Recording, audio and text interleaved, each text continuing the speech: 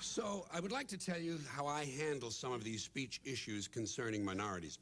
First of all, I say black. I say black because most black people prefer black. I don't say people of color because it's dishonest. It means precisely the same thing as colored people, which is an insult. So if you're not willing to say colored people, you shouldn't be willing to say people of color.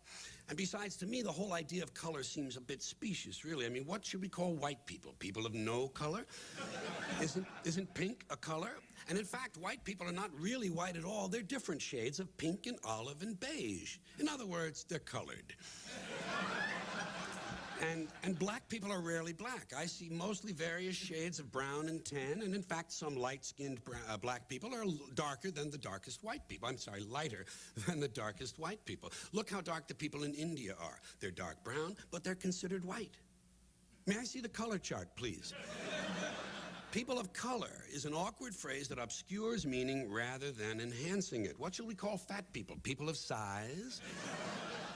I also don't say African Americans. I find it cumbersome and confusing. Which part of Africa are we talking about? Egypt? Egypt is in Africa, but Egyptians aren't black. They're like the people in India. They're dark brown white people. But they're Africans. So why wouldn't an Egyptian citizen who becomes an Egyptian who becomes a U.S. citizen be called an African American? The same would apply to South Africa. Suppose a white racist from South Africa becomes an American citizen. Couldn't he call himself an African American?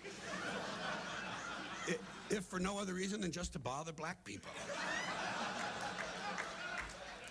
And what about a black person born in South Africa who becomes an American citizen? Is he an African American or is he a South African American?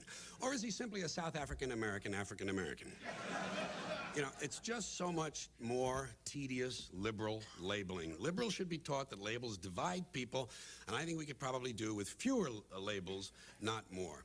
Now, one more group, the Indians. I call them Indians because that's what they are. They're the Indians. There's nothing wrong with the word. First of all, it's important to know that Indian, that word probably does not derive from Columbus believing he had reached India in 1492. India was called Hindustan. More likely, the word derives from Columbus's description of the people he found here. He was an Italian who spoke very poor Spanish, and in his written accounts, he called the Indians una gente in Dios, a people in God. In God, in Dios, Indians. It's a perfectly noble thing. And I simply can't justify this awkward phrase, Native Americans. First of all, they're not natives. They came here from Asia over the Bering Land Bridge. In fact, there are no natives anywhere in the world. Everyone is from somewhere else. All people are refugees, immigrants, or aliens. If there are natives anywhere, it would have to be people still living in the Great Rift Valley in Africa. So everyone is just visiting. So much for native. As far as calling them Americans is concerned, well, how can I say this?